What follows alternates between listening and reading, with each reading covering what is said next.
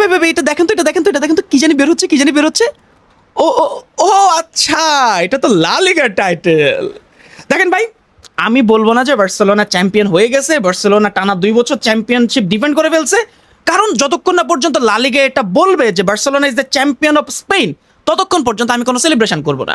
But celebration হবে যদি আমরা জিতি, আর সেই জিনিসটা আজকে হইতে পারে, কারণ আজকে মাঠে নামবে আমাদের 2 ফেভারিট রাইভাল, এসপানিওল এবং রিয়াল দে মাদ্রিদ।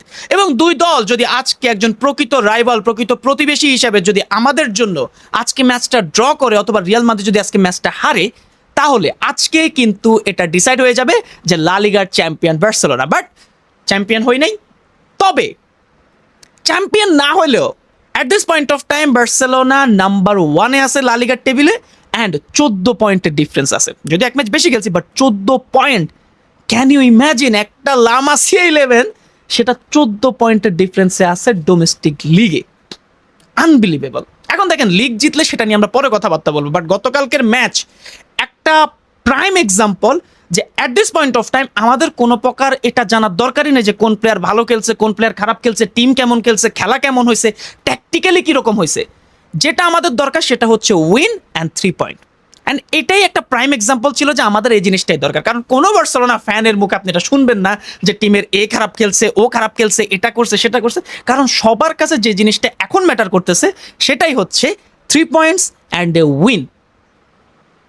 গতকালকে স্কোয়াড দেখার পর আমি এটা আবারও কনফার্ম হয়ে গেছি যে রাশফোর্ড আমাদের সাথে আর কন্টিনিউ করতেছে না, কারণ অ্যাটাকিং লাইন আপে রাইট উইংয়ে আমরা দেখলাম হচ্ছে রুনি ভার্দাগে স্টার্ট করছে, বাট লেফট উইংয়ে আজকে আবারও ফার্মিন লোপেজ স্টার্ট করছে, অ্যান্ড লেভানডস্কি পুরো 90 মিনিট খেলছে, যেটা আমার কাছে অনেকটা সারপ্রাইজিং লাগছে, কারণ এটা অনেকটা কনফার্ম হয়ে গেছে যে Lewandowski will not continue with Barcelona next season সে আর বার্সেলোনার সাথে কন্টিনিউ করবে না। বাট যাইতেও সে একটা গোটের একটা পারফরমেন্স দিয়ে গেছে এবং অসাধারণ একটা গোল দিয়েছে, সেসব নিয়ে আমরা কথাবার্তা বলবো। ডিফেন্সে এরিক গার্সিয়া, কুবার্সি, এই ডুয়োটা 25 ম্যাচে মাত্র একটা ম্যাচ হারছে এই ডুয়ো, এবং গতকালকে সেটার ব্যতিক্রম ছিল না, আমরা আবারও ম্যাচ জিতছি।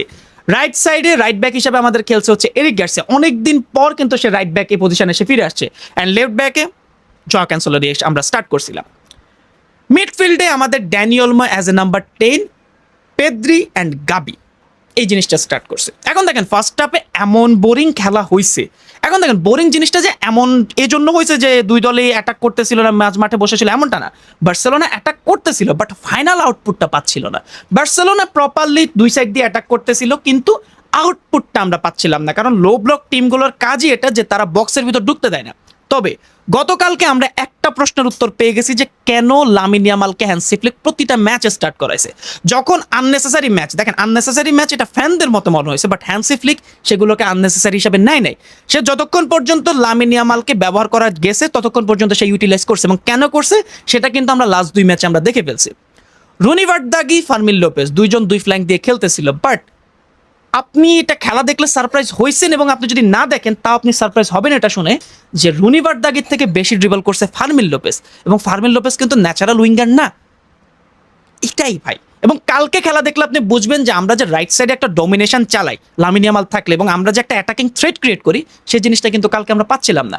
এটার আরেকটা কারণ হইতে পারে কালকে যে 2টা পেয়ার একসাথে হয়েছে, এরিক গার্সিয়া প্লাস রুনি ভার্দাগি, 2জন কিন্তু একসাথে খুব একটা ম্যাচ, আমার মনে হচ্ছে কালকেই প্রথম ম্যাচ খেলছে, সাবস্টিটিউট হিসেবে হয়তো 2-1টা ম্যাচ খেলছে, বাট একদম স্টার্ট করছে 2জন এই প্রথম, যার কারণে 2জনের মধ্যে যে কোঅর্ডিনেশন এই জিনিসটা কিন্তু আমরা দেখতে পাচ্ছিলাম না, 2জন প্রপারলি যে কানেকশন এটা কিন্তু আমরা পাচ্ছিলাম না। যে কানেকশনটা আমরা দেখি ইয়ামাল এবং কুন্দে যখন একসাথে মাঠে থাকে, কুন্দে ইয়ামাল যখন একসাথে মাঠে থাকে, 2জনের মধ্যে যে কানেকশন এটা কিন্তু প্রপারলি ভিজিবল। লামিন ইয়ামাল যদি বক্সের ভিতরে ইনভার্ট করে ঢোকার ট্রাই করে, কুন্দে সেটাকে ওভারল্যাপ করে, আবার কুন্দে যদি বক্সের ভিতর ঢোকার ট্রাই করে, লামিন ইয়ামাল সেখান থেকে ওভারল্যাপ করে, সেখান থেকে সে ক্রস করে। কিন্তু কালকে আমরা এই জিনিসটা দেখতে পারতেছিলাম না, এবং রুনি ভার্দাগির যে জিনিসটা আমরা দেখলাম যে ভাই যে প্লেয়ারগুলো সেকেন্ড হাফে সাবস্টিটিউট হিসেবে নামে এবং ভালো পারফর্ম করে, এর মানে এই না যে তারা স্টার্টিং থেকে তারা ভালো করবে, কারণ একটা ফুটবলারের জন্য সবচেয়ে ইম্পর্টেন্ট হচ্ছে একদম স্টার্টিং 11 থেকে ভালো খেলা, যেটা আমরা মোটামুটি দেখি নাই। এবং রাশফোর্ডের ক্ষেত্রে সেম জিনিসটা হয়েছে, রাশফোর্ডকে যখন আমরা স্টার্টিং 11-এ নামাইছি এবং ইম্পর্টেন্ট ম্যাচগুলোতে নামাইছি, সে কিন্তু ভালো পারফর্ম করতে পারে না, যার কারণে এখন সে যতই ভালো পারফর্ম করতেছে, যতই তার স্ট্যাটস অনেক up to the mark, but আমাদের সেই মনের চিড়াটা ভিজতেছে না। এবং এটাতে আপনি আমার সাথে দ্বিমত করতে পারেন, বাট আমার পার্সোনালিও মনে চিড়াটা ভিজতেছে না। কালকে তার অসাধারণ একটা অ্যাসিস্ট আসছে, আমি মানি, এবং সে এটার ক্যাপেবল, সেটাও আমি মানি, বাট ওই যে ইম্পর্টেন্ট টাইমে সে ডেলিভার করতে পারে না, সেই জিনিসটা আমাদের কাছে এখন পর্যন্ত ভোগাচ্ছে। সো এটা তো গেল ওই কথা।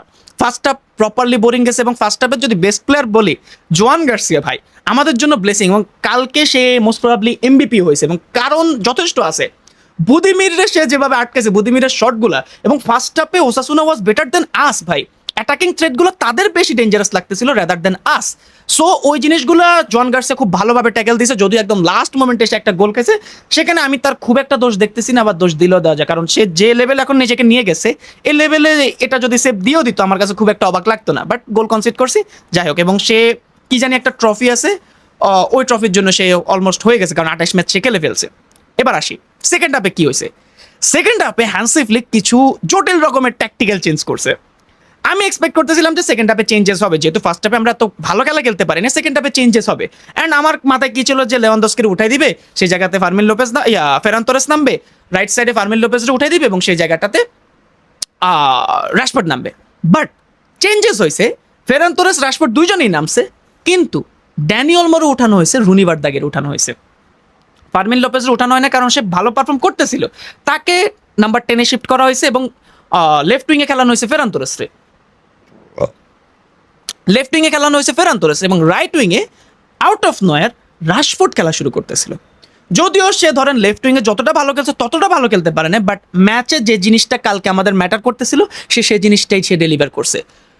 সুন্দরভাবে বলটা পাইছে, ওয়েট করছে, দেখছে যে লেভানডস্কি পজিশন মতো আছে কিনা, লেভানডস্কি পজিশনে গেছে, একটা চিপ শটের মধ্যে করে সুন্দর একটা শট দিছে, এবং perfect signature Lewandowski header and goal. এরপর পরে ফার্মিন লোপেজের একটা অ্যাসিস্ট আসছে, এবং ফেরান তোরেস দেখেন বক্সে একটা বারের মধ্যে অনেকগুলো জায়গা আছে, বাট সে একদম গোলকিপারের সাইড দিয়ে এসে গোলটা দিছে। এবং ততক্ষণ পর্যন্ত আমি শিওর হয়ে গেছিলাম যে মোটামুটি বার্সেলোনা এই ম্যাচটা জিততেছিল, তবে একদম লাস্টের দিকে এসে এরিয়ালি একটা হেড আসে, এবং সেখান থেকে আমরা গোল খাই। এটা হচ্ছে ম্যাচের কল্পকাহিনী, এবং লাস্ট মোমেন্টে একটু ভয় পাচ্ছিলাম যে ওসাসুনা আবার কোনো ড্র না করে ফেলে, বাট তার হয় না। ওসাসুনার মাঠ থেকে আমরা জয়টা নিয়ে আসছি, এবং ওসাসুনার মাঠে এই জয়গুলো নিয়ে আসা যে ক্রিটিক্যাল, এটা আমরাই সেটার উদাহরণ। লাস্ট ইয়ার আমরা 4-2 গোলে হেরে আসছি, সো ওই জায়গাটা থেকে আমরা মোটামুটি ভালো পারফর্মই করছি, যে জায়গাটাতে আমাদের লামিন ইয়ামাল এবং রাফিনা নাই, সেই জায়গাতে আমরা ভালো পারফর্ম করছি। সো এটা হচ্ছে ওভারঅল ম্যাচের কল্পকাহিনী। তবে যেটা আমি শুরুতেই বললাম, যে দল যতই খারাপ খেলুক, যত যাই হোক, যদি আমরা 3 পয়েন্ট এখন গ্র্যাব করতে পারি, সেটাই হচ্ছে আমাদের জন্য মেন, এবং আমাদের টিম এক্স্যাক্টলি সেটাই করছে। এবং আজকে আমরা প্রত্যেকজনে খেলা দেখবো জাস্ট এটা দেখার জন্য যে ম্যাচে কি হয়, এবং মোস্ট প্রবাবলি রিয়াল মাদ্রিদ জিতে যাবে, এবং রিয়াল মাদ্রিদ জিতলে আমার খুব একটা খারাপ লাগবে না, কারণ সামনের ম্যাচ এল ক্লাসিকো, এবং এল ক্লাসিকোতেই কিন্তু আমাদের মেইনলি পারফর্ম করতে হবে, এবং ওইটাতে যদি আমরা বাইনি চান্স 1 পয়েন্টও পাই, রিয়াল মাদ্রিদের সামনে মোস্ট প্রবাবলি আমরা ট্রফি উদযাপন করবো। সো এটাই হচ্ছে পুরা ম্যাচের একটা রিভিউ। অ্যান্ড ভাই ম্যাচটা প্রচণ্ড বোরিং ছিল, সত্যি কথা বলতে। লাস্টের 10 মিনিট ছাড়া পুরো ম্যাচ এত বোরিং গেছে ভাই। ফ্র্যাঙ্কি ডিয়ংকে আমরা মাঠে দেখলাম, বার্নালকে মাঠে দেখলাম, এবং তারা দুইজনে, বার্নাল খুব একটা সুযোগ পায় না, বাট ফ্র্যাঙ্কি একটা ভালো রোল প্লে করছে। আর গাবিকে নিয়ে কি বলছি আমি, গাবিকে নিয়ে আশা করি বলি না। দেখেন ভাই, গাবিকে নিয়ে অনেকগুলো কথা বলার দরকার আছে। At this point of time আমরা গাবির এই ম্যাচুরিটিগুলো আর সহ্য করতে পারবো না। আমি একটা স্ট্যাট দেখছি, আমি জানি না এটা কতটা সঠিক বা কতটা ভুল, 6 ম্যাচের মধ্যে 5 ম্যাচ সে ইয়েলো কার্ড পাইছে, এবং কালকে সে যে ট্যাকেলটা করছে পুরাই আননেসেসারি সে ট্যাকেলটা করছে, যেটার কোনো দরকার ছিল না। এবং এই জিনিসটা যদি সে সামনে কন্টিনিউ করে, ভাই এটা হ্যান্সি ফ্লিক ভালো রকমের একটা তারা শাসানো উচিত, কারণ এখন হয়তো আমরা এটাকে মানায় নিতেছি বা এটাকে ছেড়ে দিতেছি, বাট বিগ ইউসিএল গেমগুলোতে কিন্তু এগুলো আমাদেরকে প্রপারলি সাফার করাবে। সো আমাদেরকে এই জিনিসগুলো ভালোভাবে দেখতে হবে, হ্যান্সি ফ্লিককে ভালোভাবে দেখতে হবে যে কি হয়। আর একটা good news, Hansi Flick contract renew করছে, এবং মোস্ট প্রবাবলি 2028 অথবা 29 সাল পর্যন্ত তার কন্ট্রাক্টটা এক্সটেন্ড করা হয়েছে, যেটা আমাদের জন্য অনেক ভালো নিউজ, কারণ আমরা তো ফ্লিক পাগলো না, আমরা MILF man, I love Flick. দেখেন ভাই, যাই হোক, সামনের ম্যাচ এল ক্লাসিকো, আমাদের ভালো করতেই হবে, দেখতে হবে যে আমরা কি করি। সো গতকালকে আপনার কাছে সবচেয়ে বেশি ভালো লাগছে কার খেলা, সেটা কমেন্ট করে জানাতে পারেন। অ্যান্ড পেদ্রিকে নিয়ে আজকে বলি না, কারণ পেদ্রি অ্যাজ অলওয়েজ ভালো খেলে, সো এটাকে নিয়ে খুব একটা ভালো বলার দরকার পড়ে না। সো পরবর্তী ভিডিও পর্যন্ত সবাই ভালো থাকবেন, সুস্থ থাকবেন, সবাইকে আসসালামু আলাইকুম।